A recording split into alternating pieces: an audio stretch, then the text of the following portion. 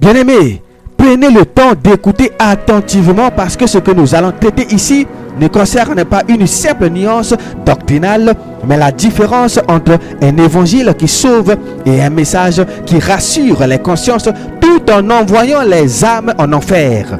Ce sujet touche directement à la repentance, au combat contre le péché et à la responsabilité personnelle devant Dieu.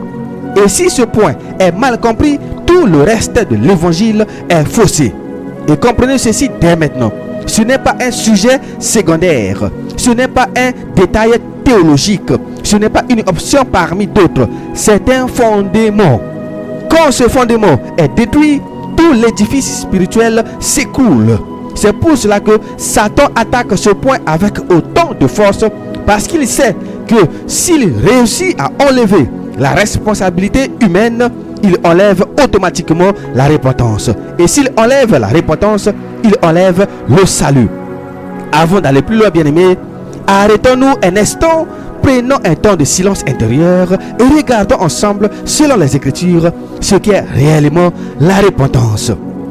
Bien-aimés, la repentance, c'est arrêter le péché.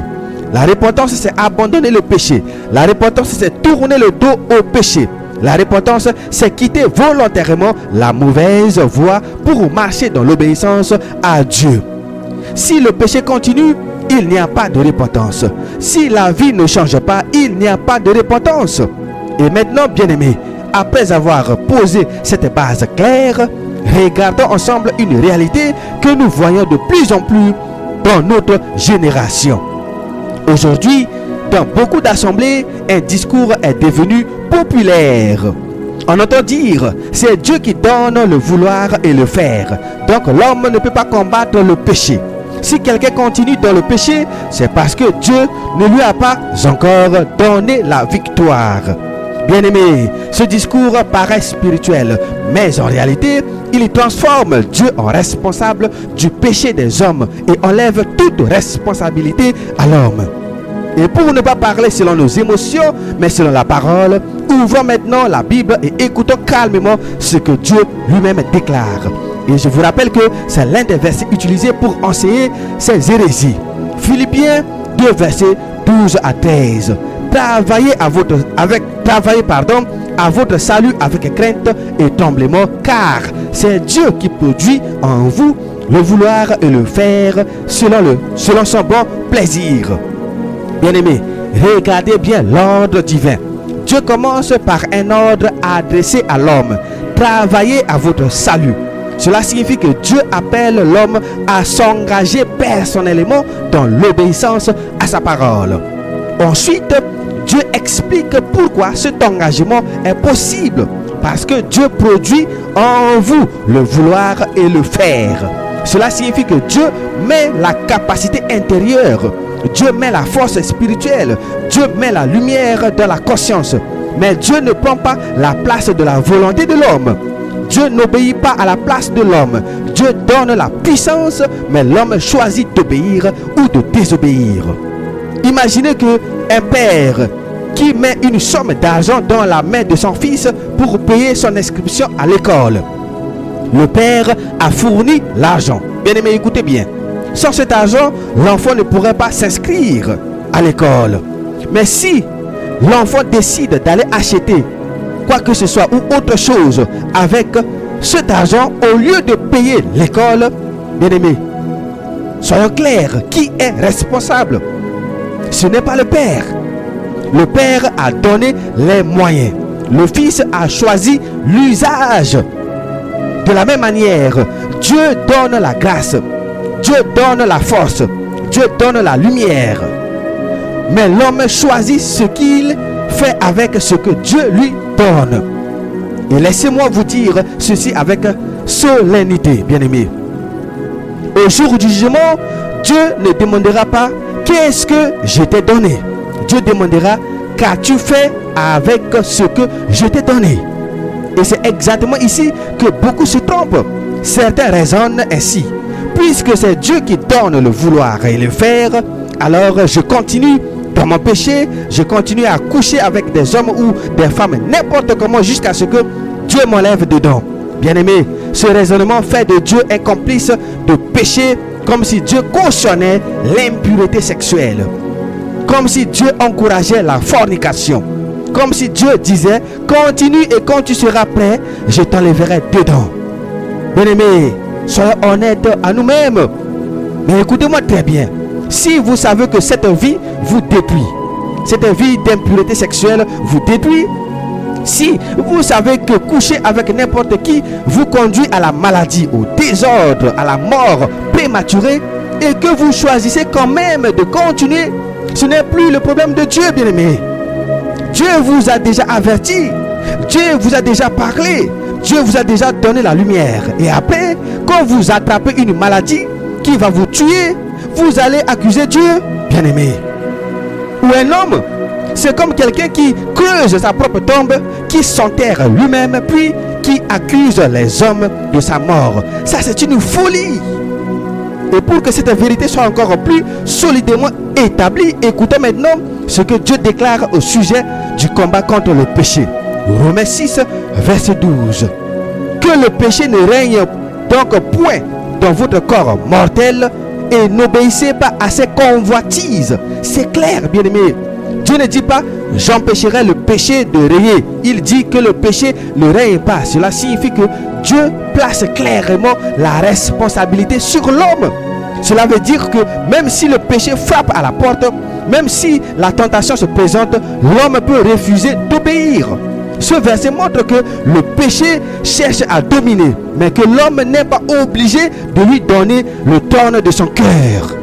Et poursuivons encore, bien-aimé, avec un autre ordre clair de Dieu. 1 Corinthiens 6, verset 18. Fuyez l'impudicité. Dieu ne dit pas négocier avec l'impudicité. Il ne dit pas rester à côté de l'impudicité en priant. Il dit fuyez.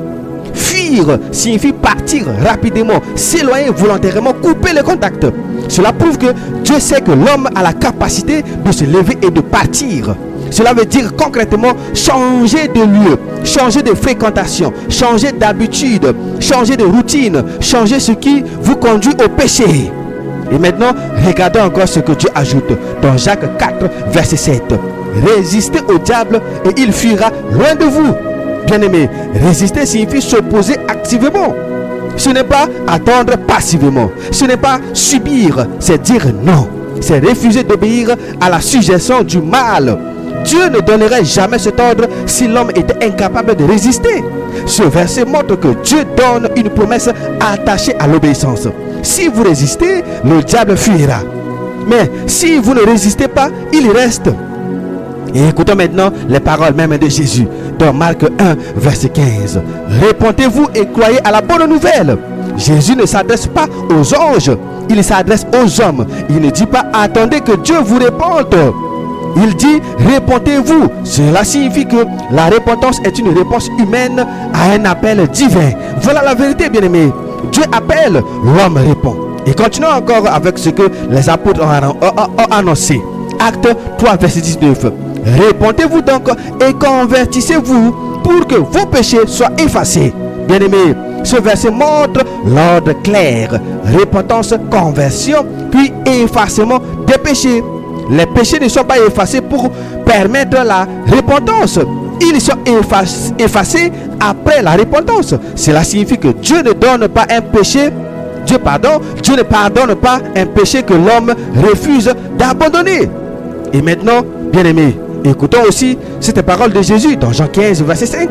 Sans moi, vous ne pouvez rien faire. Ce verset ne veut pas dire que l'homme n'a aucune responsabilité. Il veut dire que sans la puissance de Christ, l'homme ne peut pas vaincre le péché. Mais avec Christ, il peut. Cela signifie que la source de la victoire est Jésus-Christ. Alléluia. Mais que l'acte d'obéir appartient à l'homme. Voici le vrai évangile, bien-aimé. Et ensuite, regardons comment Dieu jugera toute l'humanité. Apocalypse 20, verset 12. Les morts furent jugés selon les œuvres. Dieu ne jugera pas les hommes selon ce qu'ils prétendaient croire. Pardon, je répète, Dieu ne jugera pas les hommes selon ce qu'ils prétendaient croire, mais selon ce qu'ils ont pratiqué. Cela prouve que les choix quotidiens ont un poids éternel. Bien-aimés, retenez ceci.